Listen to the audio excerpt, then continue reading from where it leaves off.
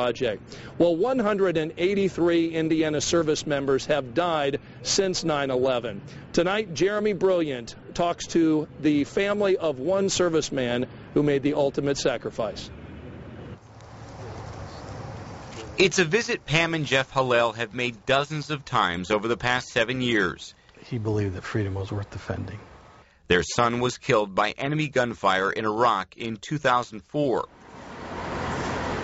When America came under attack on September 11th, it was Deryk Hallal's call to arms. He dropped out of Purdue University and joined the Marine Corps. He really was believing that he was going to go and avenge, the people that took the Twin Towers down. From Indiana's news leader. On April 6, 2004, the Hallals watched the evening news. They saw a report about 12 Marines killed in Iraq. And my heart sank. But I prayed to God and thanked Him for protecting Deryk again, because I'm sure if he was one of them, we would have known by then. But it wasn't even 2 minutes later that I said that the doorbell rang.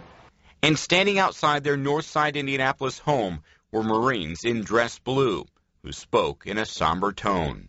Your son, Deryk, PFC Hallal, has been fatally wounded. And all I heard was wounded. I said, how bad? And they said, well, he's been killed, sir. The 1998 North Central graduate posthumously received the Bronze Star for Valor on the battlefield. As a squad point man, he killed 3 insurgents, even after being shot in both legs.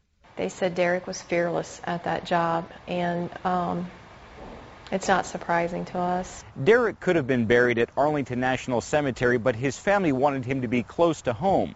He's the first person to be laid to rest here at Crown Hill Cemetery's Field of Valor. And we believe that he's a role model for other young Americans that have thought, wonder if I'm doing enough for my country. Do I even recognize really what this country does for me? A young man who gave his life, and parents who gave a son. How could I not be proud of him? Hoping his actions could prevent this from ever happening again. Jeremy Brilliant, Channel 13, Eyewitness News. And Deryk's parents have been kind enough to join us here in the Channel 13 parking lot. Jeff and Pam, great to see you again. It's clear from that story that 9/11 was the reason that Deryk went ahead and signed up for the Marines. But he was dedicated not only to his country, but he was also dedicated to his faith. And when you received his belongings, what did you find inside? We received 12 index cards with his personal testimony on them, handwritten by him. And Jeff, although your son didn't live long enough to give that testimony's had a big impact.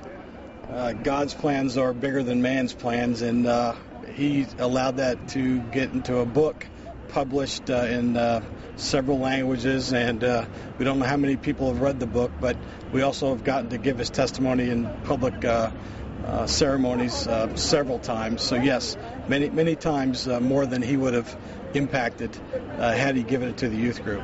Pam, this is such a long journey. 9/11 10 years ago and your son's death, and now this 9/11 memorial that's going to be dedicated on Sunday. What is this like for you? Because this has a personal impact on your son's life.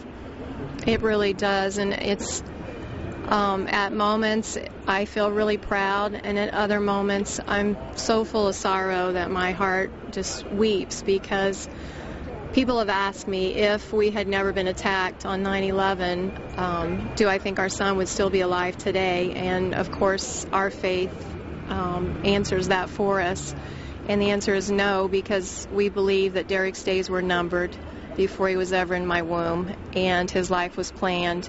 And I didn't know that he was only going to live for a short time, but it was a beautiful time that I had with him.